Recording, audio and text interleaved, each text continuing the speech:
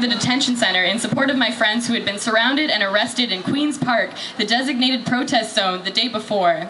Sunday's protest followed the route decided upon by the police and was proceeding peacefully. A line of riot police formed between us and the detention center. Without warning, two unmarked vans screeched to a stop behind the police line. A number of plainclothes men stormed through the line and into the crowd, violently pushing two people into the ground. The people were dragged and aggressively thrown into the vans, and the vans took off. To all who were there, this appeared to be a strategically orchestrated kidnapping. The small woman who was snatched later became my cellmate and told me of being choked and sat on by two large men to the verge of unconsciousness. A third man pulled her hair, and all three verbally abused her, referring to her as cunt, bitch, whore, and street trash on the way to the detention center. All three refused to identify themselves. At this point, we decided to de-escalate the situation by sitting down. We chanted, "We are peaceful, how about you?" and clapped our hands. During this time, officers donning helmets, body armor, gas masks, and weapons resembling tear gas guns filled in the line in front of us.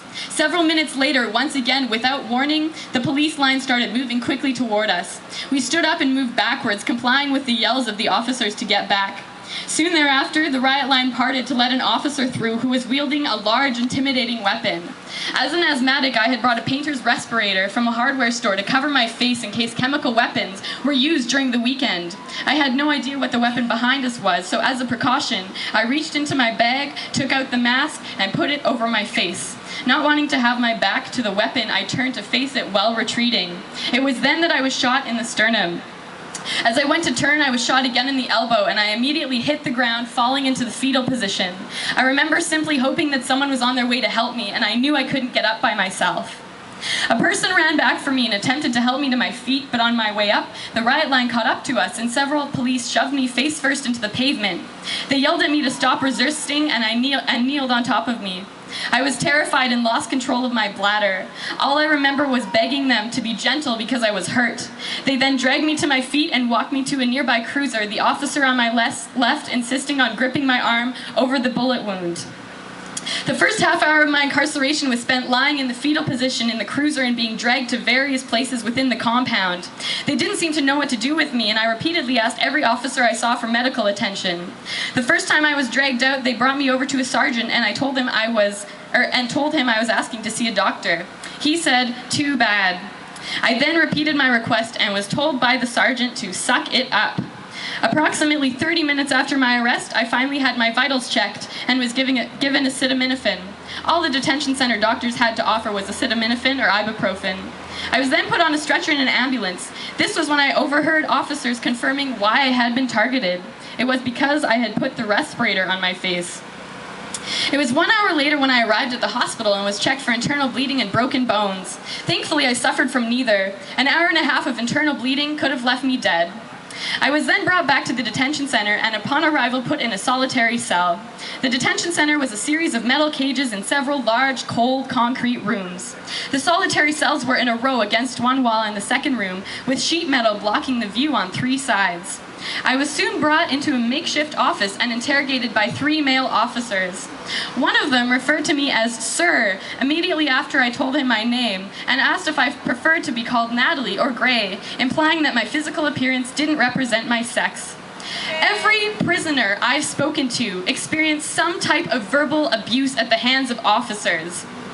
Based on appearance, the officers categorized and harassed people according to race, gender, sexual orientation, physical capability, gender identity, presumed income, and whatever else came to their minds. Shame. A person in a cell next to mine was told to stop crying, faggot. A racialized person was told, "We let you into this country and this is what you do." Women were threatened with rape. The scope and consistency of the verbal abuse in the detention center is difficult to articulate. After being articulated, I was led to be strip searched. When I repeated several times that I wanted to speak to a lawyer before being strip searched, I was surrounded by approximately 8 officers. A male officer referred to me in third person and said, "I know she'll behave because if she doesn't, she knows we'll be coming in," referring to himself and several other male officers. I was strip searched by 4 female officers. My search was minor in comparison to those of certain women who were strip searched by several male officers and sexually assaulted in the process. Afterwards, one of the officers escorted me back to my cell, sporadically moving me to different ones throughout the course of my incarceration. I knew that in 4 hours after my hospital visit, the acetaminophen would wear off and I'd be in severe pain again. So I started asking officers if I'd be treated. I also needed to take my asthma medication. An hour and a half after I started asking to see the physician, I was finally brought to one. Throughout my stay, I would tell the officers my pain medication was about to wear off 20 minutes in advance. They would wait until I was hunched over, shaking, clutching my arm to my front, and crying before bringing me to the physician. I remember hearing a woman asking to see a doctor, and the officers told her to stand up. She told them that she couldn't, that she was too injured to do so. They told her if she couldn't stand up, she couldn't see the doctor, and left her in her cell. We were occasionally given buns of white bread with a slice of processed cheese in the middle to eat and small styrofoam cups of water to drink. The bathrooms were outhouses without doors that faced the officers. The solitary cells didn't have bathrooms. The floors and benches were concrete and puddles were common. The officers refused us blankets and warm clothing. I was refused a fresh pair of pants and spent all 30 hours in the pants I had urinated in. There were fluorescent lights on 24/7. I huddled up in a corner of the cage and dozed off for a couple minutes around midnight. But I was too hungry, cold, and injured to sleep that night, like many other prisoners. I continued throughout the night to try and see the doctor every 4 hours. The next morning, I was put in a paddy wagon with several other people and driven to the courthouse. One of them was a black man.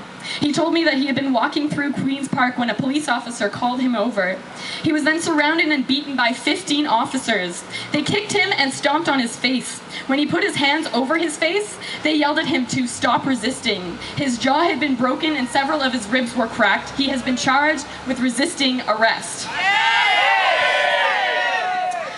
I was among the lucky people that were released on bail Monday. My bail was $1,000 with a number of conditions. It felt weird to leave my cellmates behind, but they reassured me and hugged me and gave me their families' phone numbers to call from the outside. Most people had been denied their right to a phone call. I stepped out into the sun and immediately burst into tears. I sat on the ground outside the courthouse with some wonderful people who had brought real food and medical supplies for the people getting out. While I was waiting for my friends to get there, 10 police officers surrounded 6 of us and told us to get off the property. They followed us onto the sidewalk and harassed us until we were well away from the area. I was given a ride to my friend's place where I was staying. As part of my conditions, I was restricted to that apartment and spent a week in there, constantly in fear of a knock at the door and being taken back into police custody. While most of the 1,000 arrestees have been released, 12 people remain incarcerated. These individuals have been charged with conspiracy, with bail set upwards of $85,000.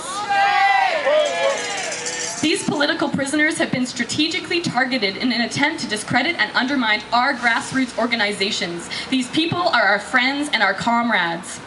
The systemic abuse, brutality, and torture that 1,000 human beings were subjected to that weekend leaves no question of who the real criminals are. They sought to crush our democratic rights to freedom of assembly and freedom of speech. They sought to terrify us out of the streets. They sought to silence our dissent, and they hoped no one would notice. Stephen Harper, Dalton McGuinty, and Bill Blair are criminals, and they made one big mistake. They underestimated us. Bye-bye, Harper! We are hurt, we are sad, we are angry. We are also as passionate, as capable, and as determined as ever before. This tragedy has enraged us, inspired us, and united us.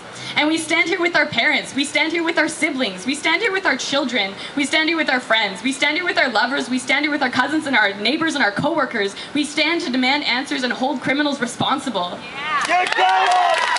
Right on! Right on! Right on! We stand here to insist on the rights of every human being in this nation, but we cannot forget those elsewhere. We must insist on our right to flood the streets in solidarity with those around the world whose day-to-day survival is resistance, who struggle for clean water, clean air, clean land, self-determination, and peace is their way of life. whose tragedies are a direct result of the illegitimate criminal choices made by Stephen Harper and the rest of the G8 and G20 thugs. Those whose activism deserves global solidarity. Our so-called leaders have no idea what they've gotten themselves into. We're here, we're strong, we resist. Thank you.